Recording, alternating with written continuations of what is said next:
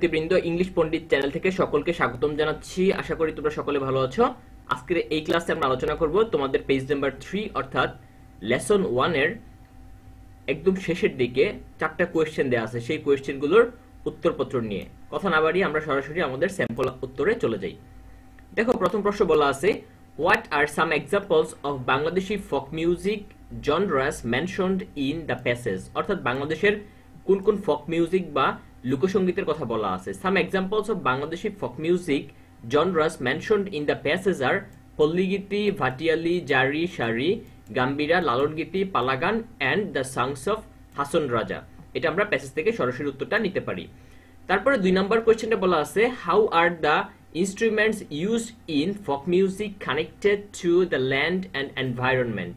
অর্থাৎ কোন কোন ইনস্ট্রুমেন্টগুলো সেখানে ব্যবহার করা হয়েছে যেগুলা আমাদের পরিবেশের থেকে সংগ্রহ করা হয়। The instruments used in folk music are made from the natural materials found in the surroundings such as animal skin, bamboo, calabash.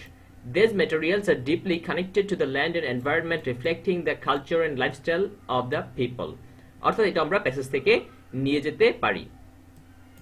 তারপর হচ্ছে 3 number question, what happens to folk music as people move to cities and village changes. অর্থাৎ মানুষ যখন এক জায়গা থেকে অন্য জায়গায় চলে যাচ্ছে তার ফলশ্রুতিতে ফোক মিউজিকের উপর কি ধরনের প্রভাব পড়তেছে। As people move to cities and village changes, traditional folk music is slowly fading. এটা ধীরে ধীরে হারিয়ে যাচ্ছে। The transformation of rural life and the migration to urban areas contribute to the decline of these musical traditions. Question number 4.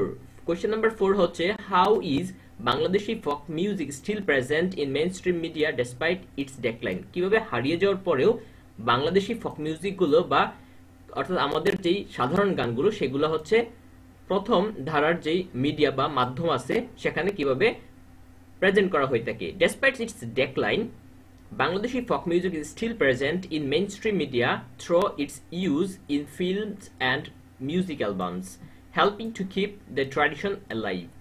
So এই ছিল হচ্ছে আজকে আমাদের আলোচনার বিষয়। যদি ক্লাসটি তোমাদের ভালো লেগে থাকে অবশ্যই চ্যানেলটিকে সাবস্ক্রাইব করতে ভুলবে না। পরবর্তী ভিডিওর আমন্ত্রণ জানিয়ে আজকের মতো এখানেই শেষ করছি। ধন্যবাদ সবাইকে। আল্লাহ হাফেজ।